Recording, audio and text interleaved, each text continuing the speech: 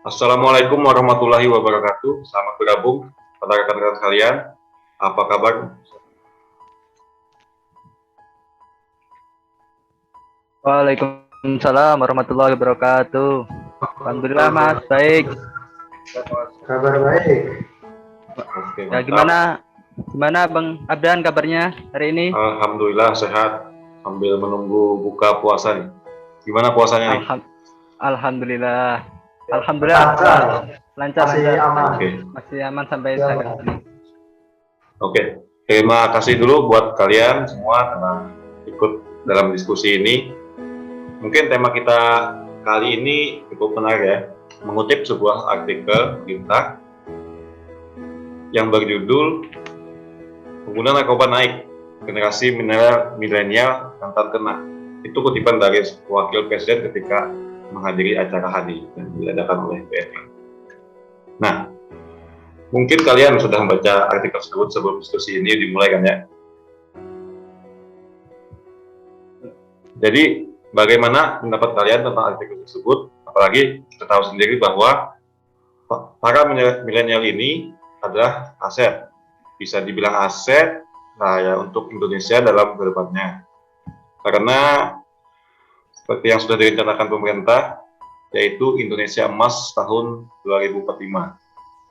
Yang mana harusnya isinya adalah milenial-milenial saat ini buat disiapkan untuk tahun 2045. Silahkan ayo. Oke, coba tolong berikan tanggapan atau argumen tentang artikel tersebut. Bisa dari Satria dulu mungkin.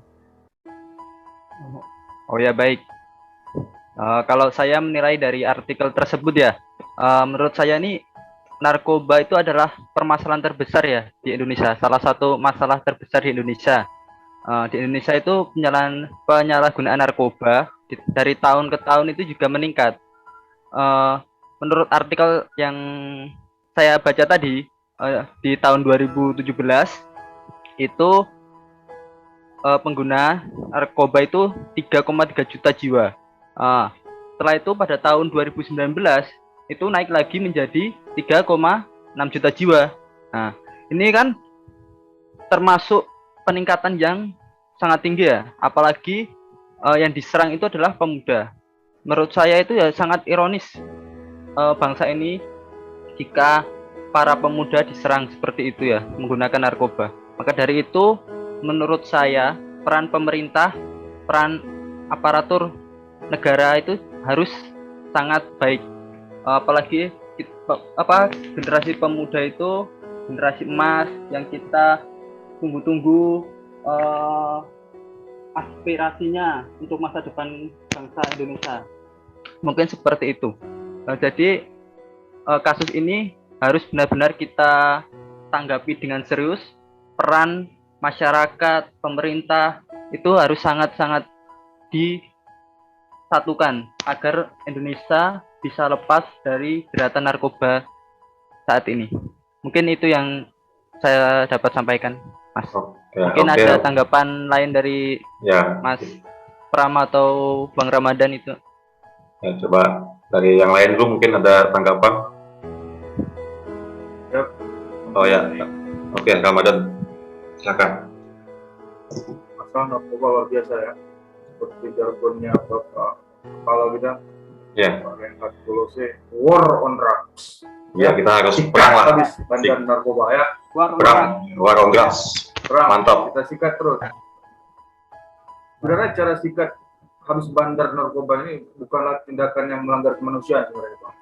Iya. Karena sikat habis bandar narkoba ini merupakan upaya juga menyelamatkan bangsa dan masyarakat dari narkotika, Pak. Setuju. Menurut saya sebuah sikap yang keliru, ya. Sebuah sikap yang keliru jika membiarkan salah seorang bandar demi alasan kemanusiaan. Namun justru berdampak buruk terhadap kondisi selanjutnya. Di mana niatnya penyebaran dan penyalahgunaan narkoba semakin buruk, sementara masyarakat semakin merugikan. Maka ayo kita gencarkan ini kepada masyarakat, kepada rekan-rekan sekalian, war on drugs. Sikat habis bandar narkoba, Bang. Jadi sekian dari saya, Bang. Ya, jadi intinya intinya pada bandara dulu lah yang kita upayakan. Milenial, agar Ya. misi kita kan milenial, generasi emas Indonesia yang seperti Mas bilang akan tumbuh di Indonesia kan. Oke. Sekian Bang. Oke, terima kasih Mas Ramadan. Mungkin dari Pram ada tambahan? Oke, dari pendapat saya setelah membaca artikel itu, saya merasa sangat prihatin. Kenapa? Karena melonjaknya angka penyalahgunaan narkoba yang seharusnya itu semakin tahun semakin berkurang, namun malah semakin tahun kini semakin berkembang. Apalagi itu terjadi dalam lingkup pelajar dan kaum milenial, di mana itu mereka sedang belajar berkembang untuk bangsa ini. Jadi itu dalam hal ini itu diperlukan adanya perhatian khusus serta penanganan yang ekstra terutama dari pemerintah untuk mencegah penyalahgunaan narkoba dari para generasi penerus yang menjadi harapan besar bagi bangsa ini. Kenapa saya merasa prihatin? Karena ini narkoba berdampak sangat buruk bagi kaum milenial serta pelajar. Karena penyalahgunaan narkoba dapat memengaruhi pola pikir. Seperti itu saja pendapat dari saya. Jadi peningkatan jumlah penyalahgunaan makin meningkat. Nah, makin tahun betul. Bagaimana ini peran BNN ini? Kan tugasnya untuk menekan angka penyalahguna. Jadi selama ini apa yang salah dari BNN? Apa kurang? Kalau dari BNN tidak salah. Mungkin lebih ke dalam peran orang tua. Jadi kurang pengawasan orang tua juga gitu, atau salahnya pergaulan. Jadi faktor lingkungan dan keluarga lah yang cukup pengaruh ya. Oke. Ya, cukup menarik pendapat dari teman-teman semua. Saya juga pernah baca berita BNN pernah menangkap seorang pemuda yang membeli narkoba dengan uang dari pinjaman online. Wah, gimana ini bos?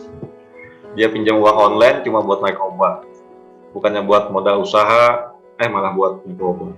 Kalau ketangkap, aku yakin dia bingung lagi gimana bayarnya. Dan akhirnya kemungkinan terburuk ya tidak kriminalitas. Makanya di sini peran rehabilitasi itu penting. Selain rehabilitasi juga program pencegahan dilakukan BNN cukup baik untuk generasi milenial. Tapi sekali lagi balik lagi lah, intinya faktor lingkungan dan orang tua juga harus seimbang dalam mencegah narkoba. Karena BNN sendiri pun nggak cukup, harus tetap internal dari keluarga, lingkungan.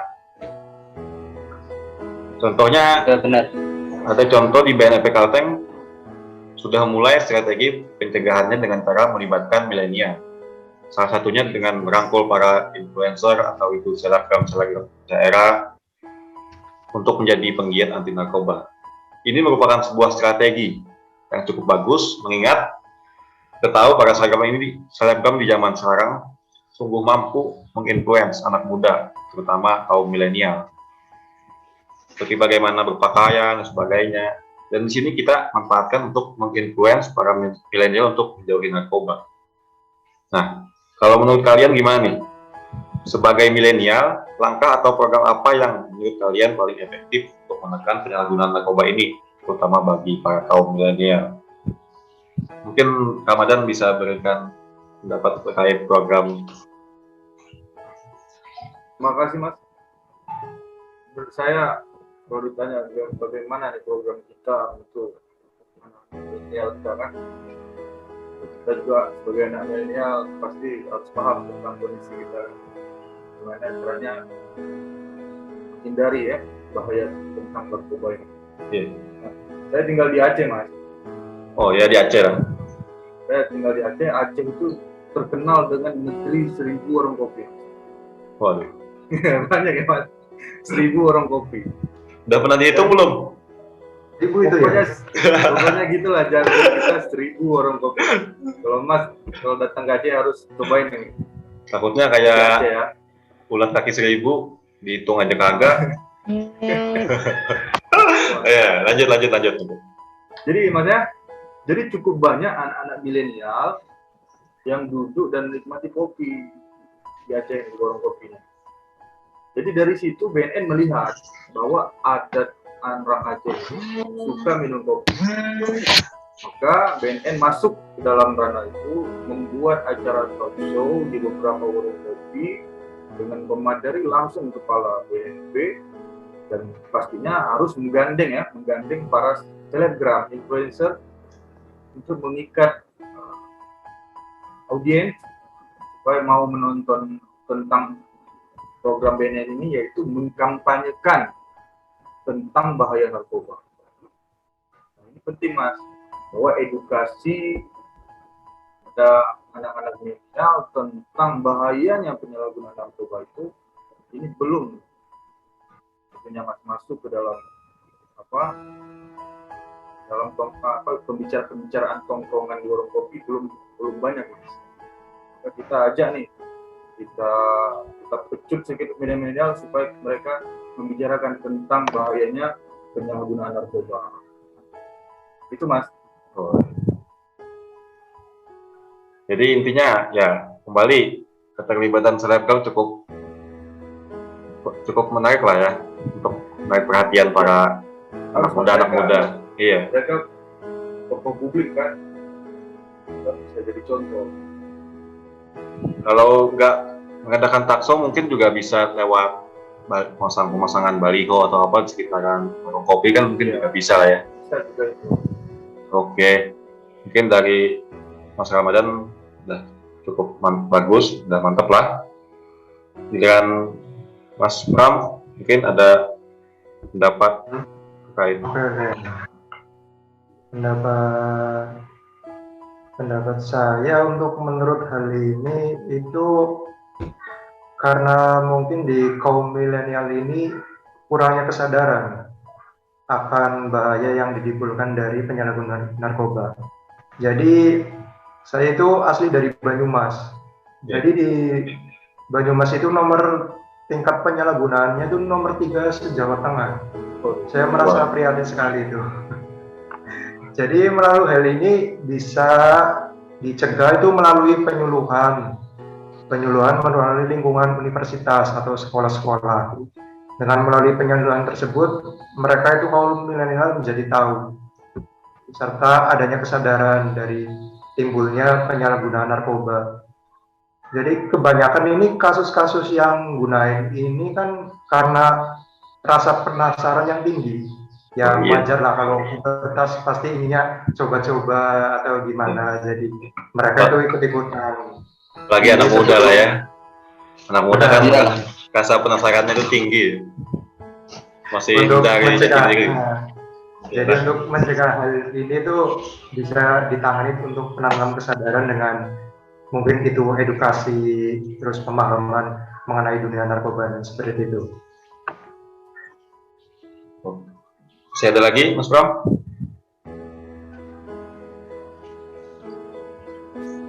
Halo? Ya. Masih ada lagi? Sudah cukup dari saya. Jadi intinya tentang bagaimana kita merangkul seluruh pemuda lah ya, mulai dari sekolah sampai perguruan tinggi. Betul. Malah ada kabarnya kemarin baca di salah satu website BNN juga, malah tentang bahaya narkoba malah mau dimasukin dalam kurikulum pelajaran. Ya itu sih sangat bagus sih. Supaya para siswa atau mahasiswa sudah dapat pembelajaran dari sekolah, beratnya secara langsung atau tidak langsung dia di sekolah atau di perguruan tinggi dia sudah mendapatkan edukasi lah tentang bahaya narkoba. Oke. Ya, mungkin Mas Satria ada tambahan? Oh ya, kalau saya sih narkoba itu kan sebenarnya harus ada kesadaran dari diri sendiri ya. Selain dari program-program pemerintah atau dari BNN itu sendiri, yang paling pokok itu kesadaran dari diri kita sendiri. Bagaimana bahaya narkoba, bagaimana dampak yang akan disebabkan bukan setahun 2 tahun tapi masa depan kita yang jauh lebih panjang. Itu yang perlu kita pikirkan, kita tanamkan di diri kita sendiri. Jadi apa dampak untuk diri kita yang akan datang. Seperti itu, Mas. Oke, terima kasih. Masing-masing sudah memberikan tanggapannya mengenai program-program apa yang bagus untuk mencegah penyalahgunaan narkoba. Kemudian terkait kedudukan kita sebagai ASN. Apa peran ASN dalam NKRI? Salah satunya adalah penerapan WOG, peran publik, dan manajemen ASN dalam meningkatkan efektivitas P4GN, yaitu pencegahan, pemberantasan, dan penyalahgunaan dan peredaran gelap narkoba dari generasi milenial.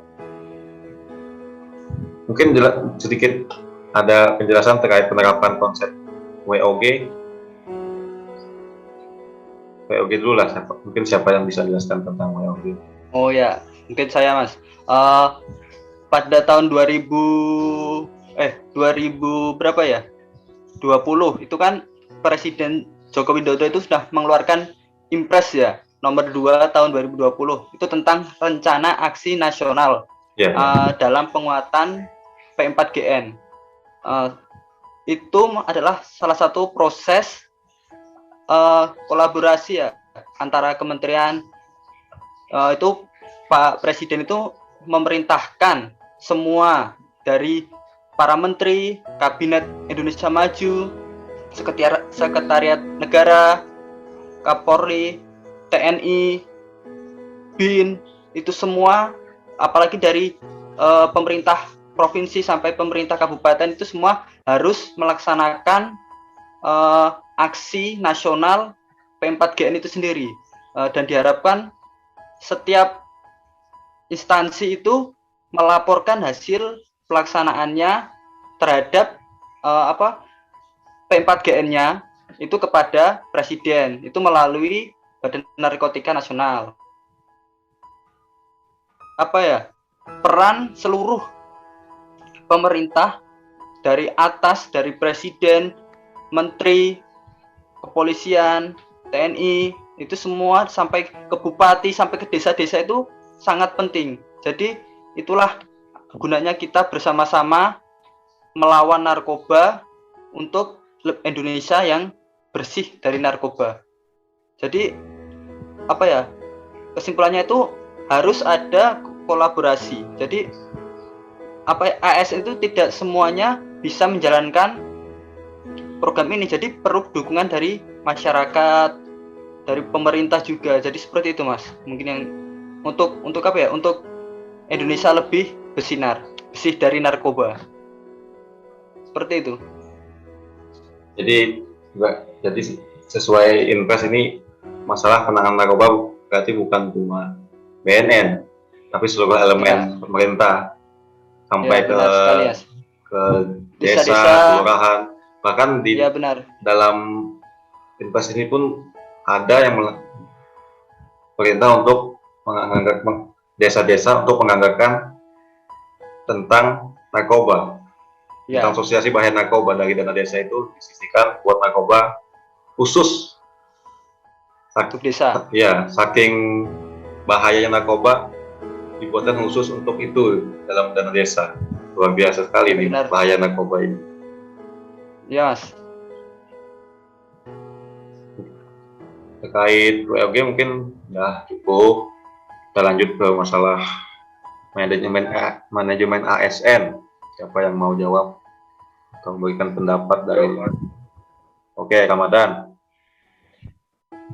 Dari konsep ASN, tentu saja pembinaan anti narkoba bagi kalangan ASN ini sangat perlu diagendakan, ya, agar ASN kita menjadi ASN yang hidup 100%, sadar, sehat, produktif, dan bahagia. Tanpa narkoba lah. Ya, tanpa narkoba, stop narkoba. Lewat kegiatan tersebut kita berharap ya, ASN di lingkungan satker kita masing-masing bisa terhindar dari penyalahgunaan narkoba. Juga sebagai ASN harus gencar juga mengajak para ASN di lingkungan kerja di mana kita berada untuk menerapkan pola hidup 100% dan setiap aktivitas agar memperoleh kebahagiaan. Sekian Mas. Oke. Jadi untuk manajemen ASN ini adalah bagaimana kita pembinaan kepada ASN, entah itu ASN BNN ataupun di luar pun ada pembinaan. Salah satunya terkait pembinaan terhadap Impres nomor 2 tahun 2020 itu kan ada sosialisasi dari BNN untuk menggerakkan Impres tersebut. Oke, baiklah, lanjut ke masalah selanjutnya. Baik. Mungkin Pak Budiman bisa jelaskan sedikit mengenai pelayanan publik terkait P4GN. Mas, dari saya, dalam pelayanan publik ini seorang ASN itu tidak lepas dari fungsinya, yaitu menjadi pelaksana kebijakan publik, pelayan publik, dan perekat dan pemersatu bangsa. Nah, supaya hal-hal ini bisa berjalan lancar, ASN itu jadi mencari sebuah inovasi-inovasi untuk memberikan pelayanan yang efisien dan efektif guna mempermudah dalam penggerakan P4GN tersebut, kayak gitu.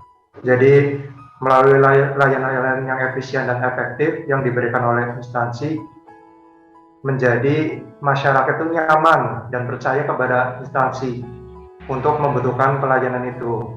Seperti contohnya itu ada pelayanan call center, di mana itu masyarakat dapat melaporkan tindak kasus narkoba dengan mudah dan cepat, serta dari pihak yang berwenang juga itu tidak susah-susah untuk mencegah perilaku tersebut. Selain itu, dalam pembuatan surat SKHPN, jadi dalam instansi itu sudah menerapkan serta menggunakan manfaat teknologi melalui barcode. Jadi di mana masyarakat yang membutuhkan pelayanan SKHPN itu hanya bisa dengan menycan barcode tersebut secara mudah dan cepat. Jadi dapat menyingkat waktu serta mudah gitu, Mas. Jadi pada dasarnya ya untuk meningkatkan pelayanan publik ya dengan membuat inovasi-inovasi baru lah agar masyarakat tidak dipersulit, malah tambah mudah untuk salah satunya melaporkan adanya kejadian tentang narkoba, membuat SKHPN. Terima kasih atas obrolan kita hari ini, semoga bermanfaat.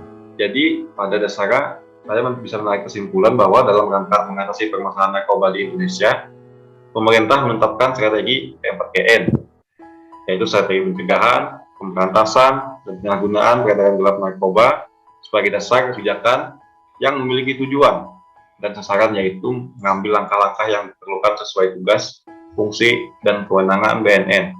Bahkan bukan cuma BNN, instansi-instansi pemerintah lain pun harus ikut terlibat sesuai dengan Impres nomor 2 tahun 2020 tersebut tentang rencana aksi nasional. Mungkin beberapa strategi yang sudah diterapkan atau dilaksanakan BNN sejauh ini sudah cukup masif dengan cara penyuluhan, rehabilitasi, bahkan beberapa strategi yang sudah diterapkan atau dilaksanakan BNN sejauh ini sudah cukup masif dengan cara penyuluhan, rehabilitasi, bahkan beberapa berita pengungkapan kasus besar yang dilakukan oleh bidang pemberantasan di BNN. Tapi sekali lagi, faktor diri sendiri, lingkungan, dan keluarga yang paling utama di luar dari program-program tersebut. Ya benar. BNN lah diharapkan dengan semakin majunya teknologi, semakin mudah pula para aparat untuk membaca, memberikan pengetahuan, edukasi terkait bahaya atau dampak narkoba tersebut, agar pencanangan Indonesia Emas 2045 tetap terjaga dengan menjaga milenial-milenial sekarang dari bahaya narkoba. Mungkin sekian dari kesimpulan dari saya. Terima kasih atas waktu kalian semua pada kesempatan kali ini. Semoga apa yang kita obrolin saat ini bermanfaat bagi kita, bangsa, dan negara untuk kedepannya. Mungkin saya sudahi semua ini dan mengucapkan Alhamdulillah. Wassalamualaikum warahmatullahi wabarakatuh.